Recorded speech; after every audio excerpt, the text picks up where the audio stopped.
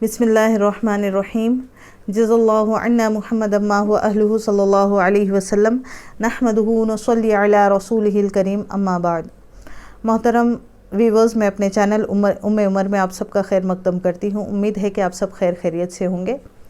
पिछले एपिसोड में हमने जो शुरू किया नवाक़िज़ वज़ू के बारे में, तो ये बहुत इम्पोर्टेंट टॉपिक है। बहुत सारे सवालात होते हैं हम लोग के, क्या ये करने से वज़ू टूट जाता है, क्या वो करने से वज़ू टूट जाता है। तो हमारे चंद इजी करने के लिए हमने बहुत सारों का निचोड़ एक जगह जमा करने की कोशिश की है। तो पिछले एपिसोड में हमने चंद चीज़ों का ज़िक्र किया। आज इंशाल्लाह आज के एपिसोड में वो और 3 चीज़ों का ज़िक्र करेंगे और उसी के तहत बात करेंगे। तो आज के एपिसोड में हम बात करने वाले हैं नवाक़िज़ वज़ू की एक किस्म है पेशाब या पाख़ाने की जगह से खून या किसी और चीज़ का निकल जाना, और इससे वज़ू टूट जाता है। अभी खून का, पेशाब पाख़ाने का, ये तो सब नॉर्मल है, ये तो समझ में आता है। इसका क्या मसला है, मतलब किसी और चीज़ का निकल जाने से क्या मुराद है, क्या ऐसी चीज़ है जो इंसान को खून या पेशाब पाख़ाने के अलावा ऐसी क्या चीज़ है जो निकल जाती है। तो ये होता है कि बच्चों में, बालिग बच्चों में भी देखा होगा, रिंग वॉर्म्स होते हैं। बहुत सी बार बच्चे ज़्यादा मीठा खाते हैं और बड़ों में भी किसी चीज़ की वजह से वो रिंग वॉर्म्स होते हैं या टेप वॉर्म्स होते हैं। जब ये निकलते हैं तो इनसे भी वज़ू टूट जाता है। अगर कोई वज़ू किया हुआ हो तो फिर से जाके वज़ू करना उस पर ज़रूरी है, क्योंकि वज़ू टूट जाता है। और कल के जो मैंने बात बताया था कि बदन से खून का निकलना और उसकी अपनी जगह से थोड़ा सा बह जाने से भी वज़ू टूट जाता है। अब इसी के कॉन्टेक्स्ट में बात करूँगी मैं थोड़ा सा। अब ये चीज़ एक बेसिक फाउंडेशन है, हमारे दिमाग में ये रखना है कि खून का निकल जाना और उसकी जगह से बह जाने से वज़ू टूट जाता है। अब इसी के कॉन्टेक्स्ट में हम देखते हैं कि जब समर शुरू होता है तो हीट की वजह से बहुत सारे लोगों को नक्सीर फूट जाती है, नाक से खून बह जाता है, और इसकी वजह से भी वज़ू टूट जाता है। क्योंकि ये याद रखना है कि खून थोड़ा सा पतला हो और बहकर निकल जाए, इसकी वजह से वज़ू टूट जाता है। और कभी कभार देखा होगा, ऑफ़िस में काम करने वाले हैं या घर में औरतें सिलाई वगैरह करती हैं, जो सिलाई का काम करते हैं इसमें नीडल, सुई का काम हमारा ज़्यादा होता है।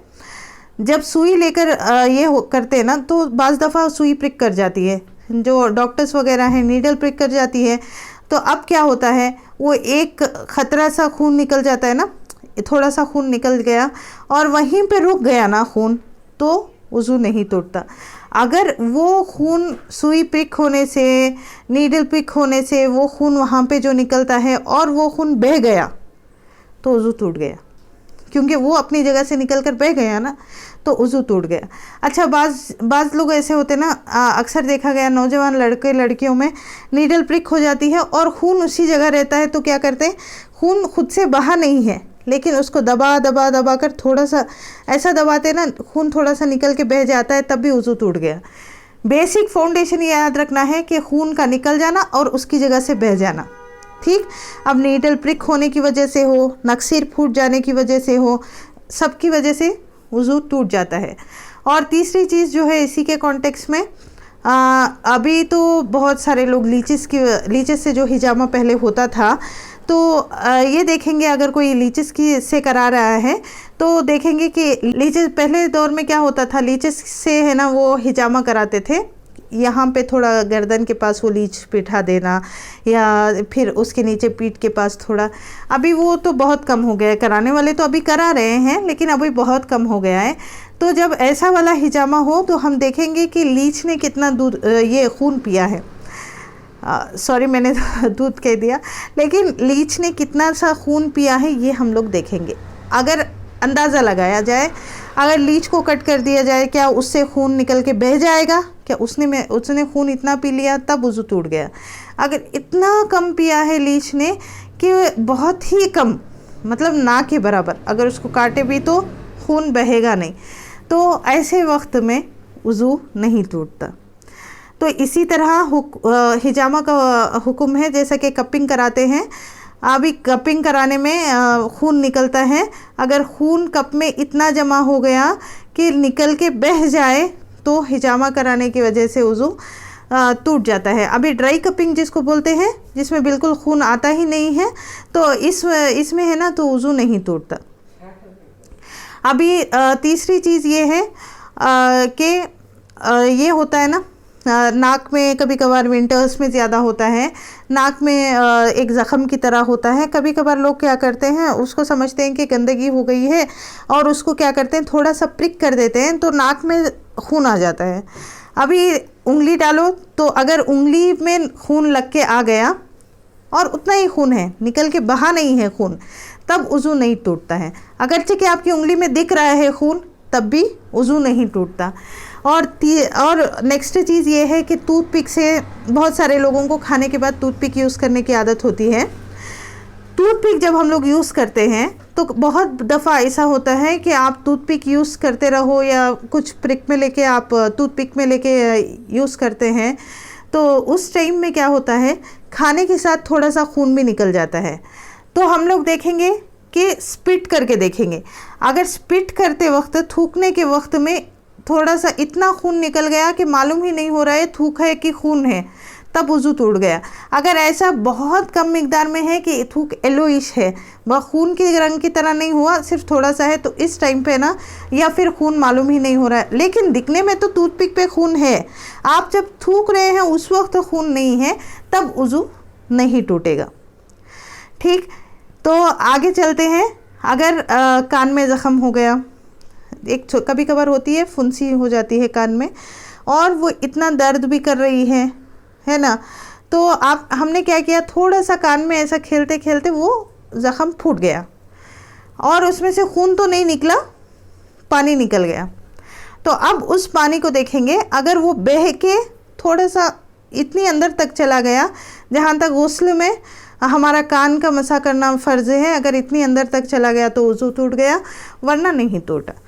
अगर ऐसा है, कभी कभार ऐसा होता है कि हम ऐसे ही होते हैं, कान में से एक पानी निकल जाता है, हमको मालूम नहीं होता कि वो क्या पानी है, कैसा पानी है, तब देखेंगे अगर वो पानी बह के बाहर को इतना निकल गया, जब जितना गुस्ल करने में हमारा कान का धुलना फ़र्ज़ है, इतने तक वो बह के बाहर को आ गया, तब वज़ू टूट गया। नहीं अंदर ही है, बाहर दिख ही नहीं रहा हम लोग को, तब वज़ू नहीं टूटेगा।